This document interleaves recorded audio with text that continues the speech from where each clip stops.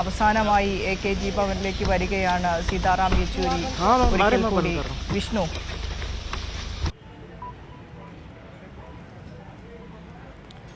വിനുഷ, തീർച്ചയായിട്ടും സീതാറാം യെച്ചൂരിയുടെ മൃതദേഹം വീട്ടിൽ നിന്നും ഇപ്പോൾ മുദ്രാവാക്യ വിളികളുമായിട്ടാണ് വീട്ടിൽ നിന്നും ഇപ്പോൾ AKG ഭവനിലേക്ക്, പാർട്ടി ആസ്ഥാനത്തേക്ക് അവസാന യാത്ര ആയിരിക്കുന്നത്. ഇങ്ങോട്ടേക്ക് നേതാക്കളെല്ലാവരും തന്നെ തങ്ങളുടെ പ്രിയ സഖാവിനെ അവസാനമായി ഒരു നോക്ക് കാണാൻ അന്ത്യാഭിവാദ്യങ്ങൾ അർപ്പിക്കാൻ വേണ്ടി ഇങ്ങോട്ടേക്ക് എത്തിച്ചേരുന്നുണ്ട്. ഇപ്പോൾ VN വാസവൻ കൂടി നമുക്കൊപ്പം ചേരുന്നുണ്ട്. യെച്ചൂരിയുടെ ഒരു അവസാന യാത്രയാണ്, അന്ത്യാഭിവാദ്യം അർപ്പിക്കാൻ പാർട്ടി പ്രവർത്തകരും എല്ലാ നേതാക്കളും എല്ലാം ഇങ്ങോട്ട് ഒരു വികാരനിർഭരമായിട്ടുള്ളൊരു അന്തരീക്ഷം തന്നെയാണ്. ഏതാണ്ട് അരനൂറ്റാണ്ട് കാലത്തോളം ഇന്ത്യൻ രാഷ്ട്രീയത്തിലെ ഇടതുപക്ഷ സാന്നിധ്യം അറിയിച്ചുകൊണ്ട് അതിൻ്റെ നേതൃത്വനിരയിൽ പ്രവർത്തിച്ച സഖാവ് യെച്ചൂരി അന്ത്യയാത്ര പറയുന്നതിന് വേണ്ടിയുള്ള അവസരം ഇപ്പോൾ AKG ഭവനിൽ ഒരുങ്ങിയിരിക്കുകയാണ്. നമുക്കെല്ലാം അറിയാവുന്ന പോലെ ലോക വിപ്ലവ പ്രസ്ഥാനം ഇന്ത്യയെപ്പറ്റി പഠിക്കുമ്പോൾ ഉറ്റുനോക്കിയിരുന്ന മഹാനായ നേതാവായിരുന്നു സഖാവ് യെച്ചൂരി. മതനിരപേക്ഷ രാഷ്ട്രീയത്തിൻ്റെ ശക്തിയും ശബ്ദവുമായി അദ്ദേഹം മാറിയിരുന്നു നമുക്കറിയാം. ഏറ്റവും അവസാന കാലഘട്ടത്തിൽ രാഷ്ട്രം വർഗീയവാദികൾക്കെതിരായി ഏറ്റവും വലിയ സന്ധിയില്ലാ സമരം പ്രഖ്യാപിച്ചപ്പോൾ ആ സമരമുഖങ്ങളിൽ ഇന്ത്യ കൂട്ടായ്മ പടുത്തുയർത്താൻ തൻ്റേതായ സംഭാവന നൽകി മുൻപന്തിയിലെത്തിയ അഗ്രഗണ്യനായ മതേതര ജനാധിപത്യത്തിൻ്റെ മഹത്തായ പാരമ്പര്യം ഉയർത്തിപ്പിടിച്ചുകൊണ്ട് മുന്നോട്ട് പ്രവർത്തിച്ച നേതാവായിരുന്നു സഖാവ് യെച്ചൂരി. ആ യെച്ചൂരിക്ക് ഉപചാരം നൽകാൻ വേണ്ടി, അന്തിമോപചാരം അർപ്പിക്കാൻ വേണ്ടി ഡൽഹിയിലെ അദ്ദേഹത്തിൻ്റെ അഭ്യുദാകാംക്ഷികളും അതുപോലെ പാർട്ടി അനുഭാവികളും പ്രവർത്തകരും നേതാക്കന്മാരും എല്ലാം ഇതാ AKG ഭവനിലേക്ക് ഒഴുകിയെത്തുന്ന കാഴ്ചയാണ് നമ്മൾ കാണുന്നത്. അരനൂറ്റാണ്ട് കാലത്തോളം ദേശീയ രാഷ്ട്രീയത്തിൽ തിളങ്ങി നിന്നിരുന്ന അദ്ദേഹം പ്രായോഗിക രാഷ്ട്രീയത്തിൻ്റെ വക്താവായിരുന്നു. ആശയസമര വേദികളിലെല്ലാം കമ്മ്യൂണിസ്റ്റ് പ്രസ്ഥാനത്തിൻ്റെ യഥാർത്ഥ ദിശ ചൂണ്ടിക്കാണിച്ച് മാർക്സിസ്റ്റ് ലെനിനിസ്റ്റ് സൈദ്ധാന്തികൻ എന്ന രൂപത്തിൽ അദ്ദേഹം നടത്തിയിരുന്ന നിരന്തരമായ ആശയസമരങ്ങൾ എന്നും വ്യക്തതയുള്ളതായിരുന്നു, എന്നും ശക്തിയുള്ളതായിരുന്നു, ദിശാബോധം പകരുന്നതായിരുന്നു. ആ സഖാവിൻ്റെ വേർപാട് ഏറ്റവും വേദനാജനകമാണ്, ദുഃഖകരമാണ്. അതാണ് ഇന്ന് ഡൽഹി രാഷ്ട്രീയം ഇപ്പോൾ അവസാന വിട ചൊല്ലാൻ വേണ്ടി ഒരുങ്ങി നിൽക്കുന്ന അവസരം.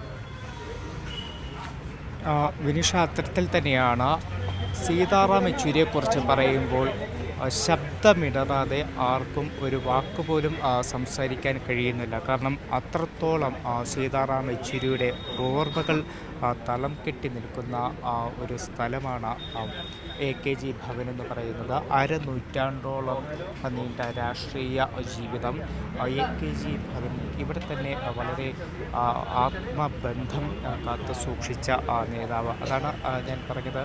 92-ലാണ് അദ്ദേഹം പോളിറ്റ് ബ്യൂറോ അംഗമാകുന്നത്. അന്ന് മുതൽ ഇപ്പോൾ ഏകദേശം 32 വർഷത്തോളം പോളിറ്റ് ബ്യൂറോ അംഗം. 2015 പാർട്ടി കോൺഗ്രസിൽ 21ാം പാർട്ടി കോൺഗ്രസ്സിലാണ് അദ്ദേഹം സീതാറാം യെച്ചൂരി ജനറൽ സെക്രട്ടറി ആകുന്നത്.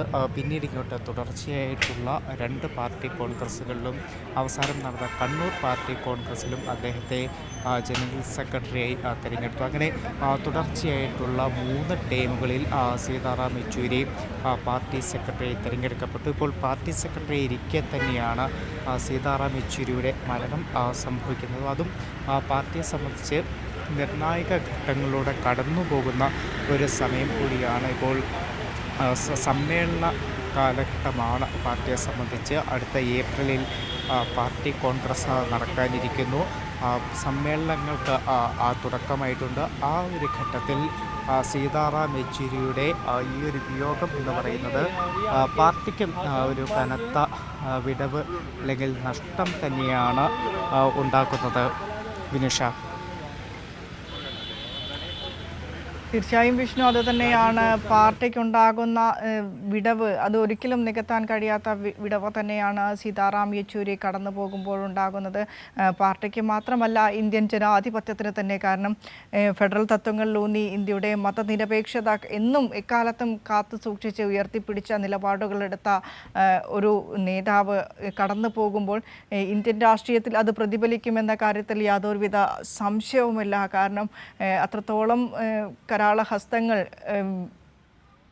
മതവിരുദ്ധരുടേതാണെങ്കിലും ജനാധിപത്യ വിരുദ്ധരുടേതാണെങ്കിലും അത്രത്തോളം കരാള ഹസ്തങ്ങൾ നമ്മുടെ ഇന്ത്യയെ പിടിമുറുക്കുന്ന ഒരു സാഹചര്യത്തിൽ, ഒരു കാലഘട്ടത്തിൽ യെച്ചൂരിയെ പോലെ നിലപാടുകളിൽ ഊന്നി പ്രവർത്തിച്ചിരുന്ന ഒരു നേതാവ് കടന്നു പോകുമ്പോൾ, ഒരു കടന്നു പോകുമ്പോൾ അത്രത്തോളം വിടവ് അത് ജനങ്ങളിലുണ്ടാകും, ഇന്ത്യൻ ചരിത്രത്തിലുണ്ടാകും, ഇന്ത്യൻ ജനാധിപത്യത്തിലുണ്ടാകും. കാരണം അത്രത്തോളം ജനാധിപത്യ ബോധത്തിൽ ഊന്നിയതായിരുന്നു അദ്ദേഹത്തിൻ്റെ നിലപാടുകളും പ്രവർത്തനങ്ങളും.